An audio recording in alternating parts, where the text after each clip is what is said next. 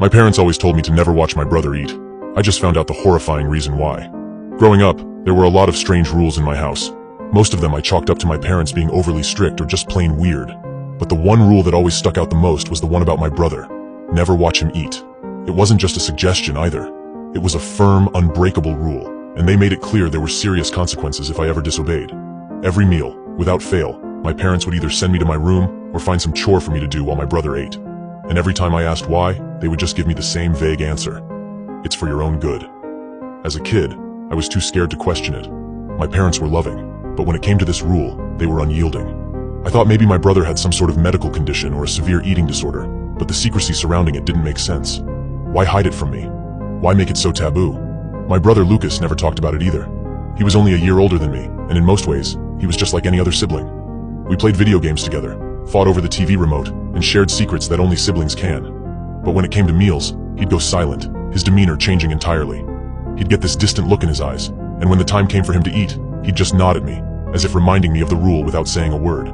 As we got older, the rule became less of a topic of conversation, and more of an accepted fact of life.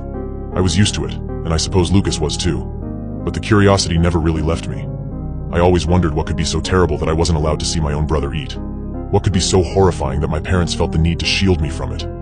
Last month, I moved back home temporarily after losing my job. My parents were traveling for work, so it was just Lucas and me in the house. By then, the rule had become almost an old joke between us. We never really spoke about it, but the understanding was always there. One night, after coming home late from a failed job interview, I noticed the house was eerily quiet.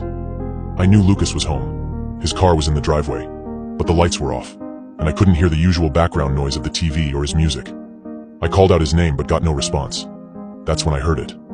A faint sound coming from the kitchen, like the clinking of utensils against a plate. My curiosity got the better of me, and I tiptoed down the hallway toward the kitchen.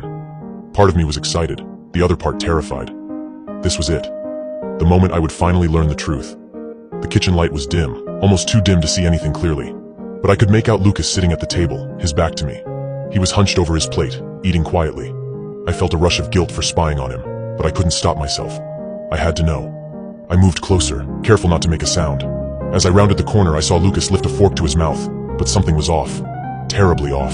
The way he moved, the way his body contorted with each bite. It wasn't natural.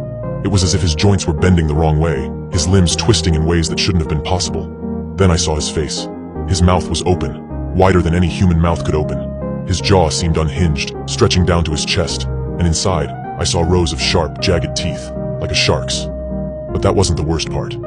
His eyes, those eyes I'd known my entire life, were no longer his. They were black, completely devoid of color, and they glowed faintly in the dim light, like two dark pits of nothingness. He didn't blink, didn't even seem to register that I was standing there, just a few feet away. And his food, his plate wasn't filled with normal food. It was meat. Raw, bloody meat, like he'd torn it straight from some animal. I could see the sinews, the tendons still attached. I felt my stomach churn, bile rising in my throat, but I couldn't look away. I was frozen in place, trapped in the horror of what I was seeing. Suddenly, Lucas stopped eating. His entire body went rigid, and for a moment, I thought he was going to turn and see me standing there. I wanted to run, but my legs wouldn't move. My heart pounded in my chest, and I could hear it thudding in my ears. But then, slowly, his body relaxed, and he continued eating, as if nothing had happened.